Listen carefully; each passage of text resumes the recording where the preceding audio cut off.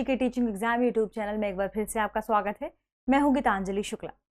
जैसा कि आप सभी जानते हैं, हम यहाँ सीटेट यानी केंद्रीय शिक्षक पात्रता परीक्षा सेंट्रल टीचर एलिजिबिलिटी टेस्ट के प्रीवियस ईयर क्वेश्चन पर चर्चा कर रहे हैं। प्रीवियस ईयर क्वेश्चन में भी किस विषय के PYQ पर यानी कौन से विषय के विगत वर्षों पर प्रश्नों पर हम चर्चा कर रहे हैं, तो हम भूगोल विषय के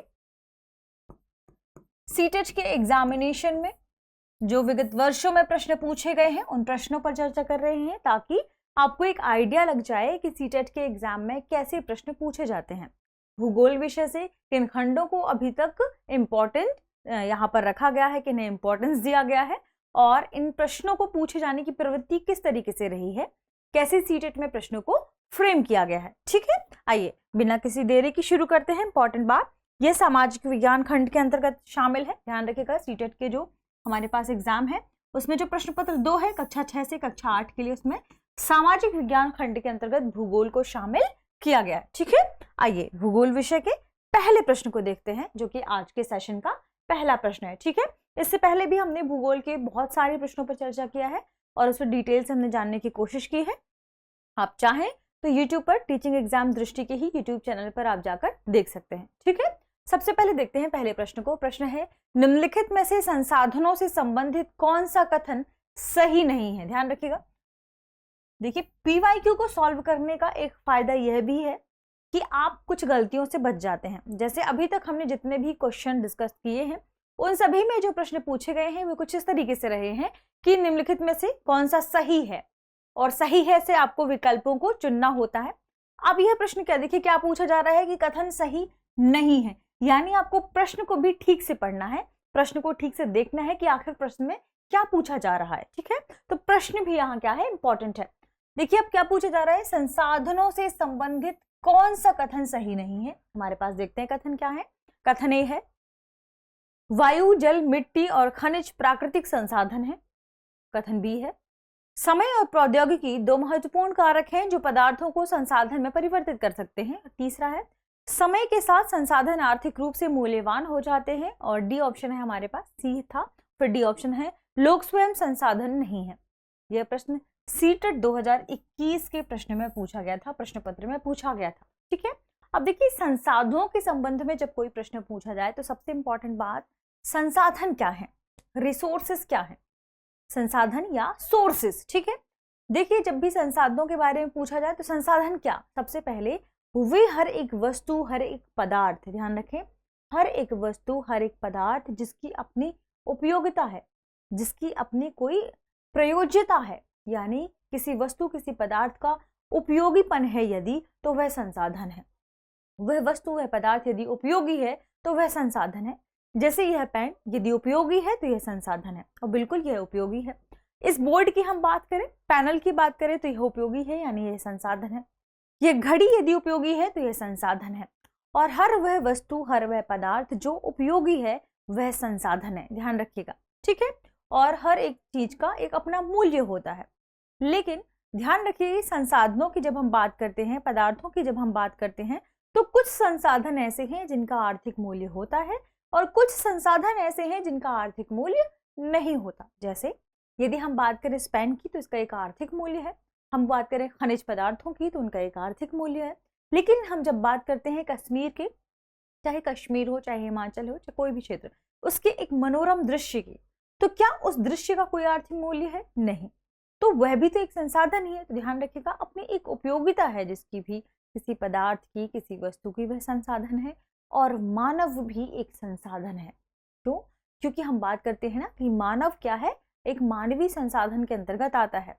और मानव को संसाधन क्यों कहा गया? क्योंकि मानव के ज्ञान, मानव की जो कल्पना शक्ति है, सोचने की जो शक्ति है, विचार शक्ति है, ये कहीं ना कहीं उपयोगी है और इसका इस्तेमाल करके हम प्रौद्योगिकी में नए नए नवाचार कर रहे हैं। ठीक है, तो मानव भी संसाधन के अंतर्गत शामिल होता है। किसी भी डिपार्टमेंट में आपने जो ह्यूमन रिसोर्स है उसे देखा होगा, मानव संसाधन डिपार्टमेंट या विभाग, मानव संसाधन विभाग, यानी उसमें भी क्या मान लिया गया है कि मानव एक संसाधन है और मानव के माध्यम से, उनके विचारों के माध्यम से, उनके ज्ञान के माध्यम से हम बहुत सारी प्रौद्योगिकी का निर्माण कर रहे हैं, नए नए नवाचार कर रहे हैं, कई अलग कार्य, अलग गतिविधियां भी करते हैं। ठीक है, अब हम इस प्रश्न को यदि समझने की कोशिश करें कि कौन सा कथन संसाधन के बारे में सही नहीं है, यह बताना है। कथन पहला है वायु, जल, मिट्टी और खनिज ये सब प्राकृतिक संसाधन है, बिल्कुल सही बात है ना।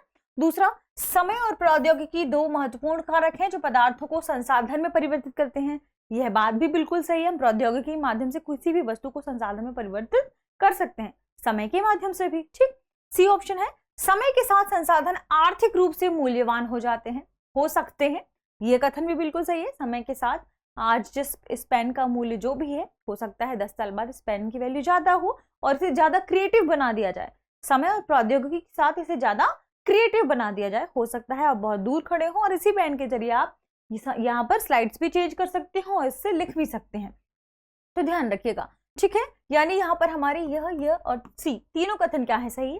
डी कथन क्या है, लोग स्वयं संसाधन नहीं है, जो कि गलत है, क्योंकि लोग या पीपल क्या है, ये भी संसाधन है जो कि मानव संसाधन के रूप में जाने जाते हैं, है ना, मानव संसाधन। ठीक है, चलिए आगे बढ़ते हैं और देखते हैं अगले प्रश्न को। अगला प्रश्न है बायोगैस और ईंधन में समान लक्षण क्या है। बायोगैस और ईंधन, बायोगैस और ईंधन के बारे में क्या इंपॉर्टेंट बात कि देखिए, कुछ चीजें हैं जो प्राकृतिक संसाधनों के अंतर्गत शामिल होती हैं और कुछ चीजें हैं जो मानव संसाधन के अंतर्गत शामिल होती हैं। जैसे जब हम पुल, सड़क, इमारतों, इन सभी चीजों की बात करते हैं तो ये मानव की प्रौद्योगिकी के साथ साथ नए नए मानवीय संसाधनों के भीतर आते हैं। जब हम वायु, मृदा, मिट्टी, भूमि, इन सब की बात करते हैं तो ये प्राकृतिक संसाधन के भीतर शामिल हो जाते हैं।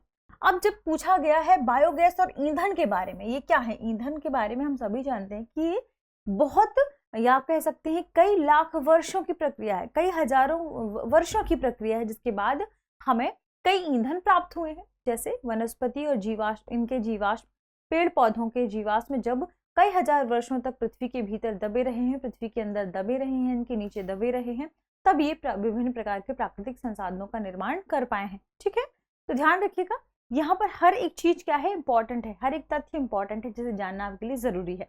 अब चूंकि बायोगैस और ईंधन के बारे में प्रश्न पूछा गया है कि निम्नलिखित में से समान लक्षण इनमें से इनके क्या है।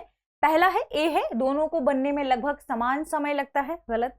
बी है, दोनों गैर परंपरागत ऊर्जा के स्रोत हैं, यह भी गलत। ठीक है, क्योंकि आपको क्या बताना, समान लक्षण क्या है इनके, दोनों हरित गृह प्रभाव का कारण बन सकते हैं। ध्यान रखिएगा क्या लिखा है, हरित गृह प्रभाव यानी green house effect. Green house effect, green house effect क्या है, ग्रीन हाउस इफेक्ट या हरित गृह प्रभाव वह प्रभाव है जिसके माध्यम से पृथ्वी का जो तापमान है वह बढ़ता है, और तापमान की बढ़ने की इस प्रवृत्ति को क्या कहा जाता है, ग्लोबल वार्मिंग कहा जाता है। ठीक है, तो ग्रीन हाउस इफेक्ट की वजह से ग्लोबल वार्मिंग या वैश्विक तापन उत्पन्न हो रहा है, जिसे हम क्या कहते हैं, ग्लोबल वार्मिंग या वैश्विक तापन, जिसके फलस्वरूप जलवायु परिवर्तन की घटनाएं और इनसे कुछ हानिकारक प्रभाव भी देखने को मिले हैं। लगातार तापमान के बढ़ने से ये घटनाएं घटित हो रही हैं। तो ग्रीन हाउस इफेक्ट की वजह से ग्लोबल वार्मिंग बढ़ती है, और यह बात बिल्कुल सही है कि बायोगैस और ईंधन ये दोनों के समान लक्षण हैं, क्या कि दोनों ही हरित गृह प्रभाव का कारण बन सकती हैं। ऑप्शन सी इस प्रश्न का सही जवाब है। डी कथन इसमें क्या था कि दोनों के बनने की प्रक्रिया में समान प्रकार के सह उत्पाद बनते हैं, यह यहाँ पर गलत है। ठीक है, तो ऑप्शन सी इस प्रश्न का सही जवाब है। यह प्रश्न सीटेट 2022 के प्रश्न पत्र में पूछा गया था, एकदम लेटेस्ट सवाल में आप कह सकते हैं कि शामिल किया जा सकता है। ठीक है, चलिए आगे बढ़ते हैं, अगले प्रश्न को देखते हैं। अगला प्रश्न है निम्नलिखित कथनों पर विचार कीजिए और सही उत्तर का चयन कीजिए। पहला कथन है कोलार की खानें विश्व की गहरी खानों में से हैं जो अयस्क के खनन को बहुत खर्चीली प्रक्रिया बनाती हैं। दूसरा, कर्नाटक में सोने के निक्षेप हैं। कूट है, एक और दो दोनों सही है, बी एक और दो दोनों गलत है, सी एक सही है लेकिन दो गलत है, और डी एक गलत है लेकिन दो सही है। देखिए, कोलार की खानें हम सभी जानते हैं बहुत ही फेमस है, और आपने KGF मूवी भी देखी होगी, और इस मूवी को देखने के बाद तो लगभग सभी को पता चल गया होगा कि कर्नाटक क्षेत्र बहुत ही रिच क्षेत्र है, जिसमें से कोलार काफी फेमस है किसके लिए, गोल्ड की माइनिंग के लिए। और यहाँ पर जो ये प्रोसेस है काफी खर्चीली प्रोसेस है, ये कथन भी बिल्कुल सही है। तो यहाँ दोनों ही कथन बिल्कुल सही है कि कोलार की खानें विश्व की गहरी खानों में से एक है, और जो अयस्क के खनन को बहुत खर्चीली प्रोसेस के रूप में बनाते हैं, और दूसरी बात कि कर्नाटक में सोने के निक्षेप हैं। ठीक है, तो दोनों कथन सही है, इस वजह से ऑप्शन ए इस प्रश्न का सही जवाब होगा। एक और दो दोनों कथन क्या है, सही है। यह प्रश्न भी ध्यान रखें, सीटेट 2022 के प्रश्न पत्र में पूछा गया था, यानी लेटेस्ट प्रश्नों को पूछने की प्रवृत्ति देखिए क्या रही है कि जो उस समय चर्चा में रहा होगा प्रश्न, चाहे कर्नाटक, चाहे गोल्ड या कोई भी चीज, इस वजह से इस प्रश्न को फ्रेम किया गया है। तो खनिज और अयस्कों के बारे में जब आप पढ़ें या संसाधनों वाला चैप्टर जब आप पढ़ें तो आप खनिजों के बारे में ठीक से पढ़ें, खासकर इंडिया वाले क्षेत्र को भी देख लें कि कहां पर कौन सी चीजें ज्यादा फेमस है। क्योंकि इस वाले अयस्क पर आप कह सकते हैं कि गोल्ड पर प्रश्न पूछा गया है, तो हो सकता है अगली बार कोयले या किसी अन्य उत्पाद जो कि इंपॉर्टेंट हो उस समय लेटेस्ट चर्चा में, उससे भी प्रश्न फ्रेम किया जा सकता है। ठीक है, चलिए आगे प्रश्न देखते हैं। अगला प्रश्न है, निम्नलिखित में से संसाधन संरक्षण का कौन सा सही तरीका है?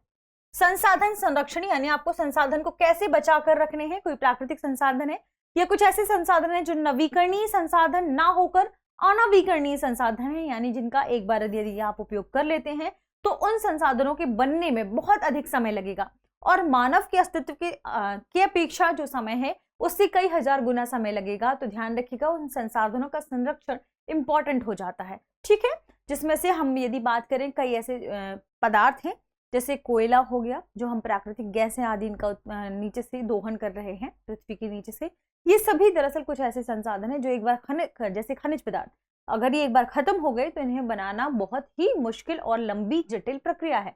मानव के अस्तित्व के बाद ही कई हजार वर्षों के बाद बन पाएंगे। ठीक है, इसलिए इनका संरक्षण भी इंपॉर्टेंट है।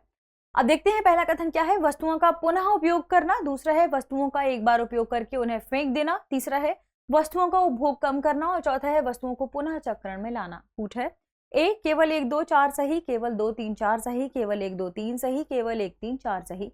सीटेट 2021 में यह प्रश्न पूछा गया। तो देखिए, जब हम संसाधनों के संरक्षण की बात करते हैं यानी हम वस्तुओं के पुनर्चक्रण की, उनके कम से कम उपभोग की, इन सभी प्रवृत्तियों को बढ़ावा देने की बात करते हैं।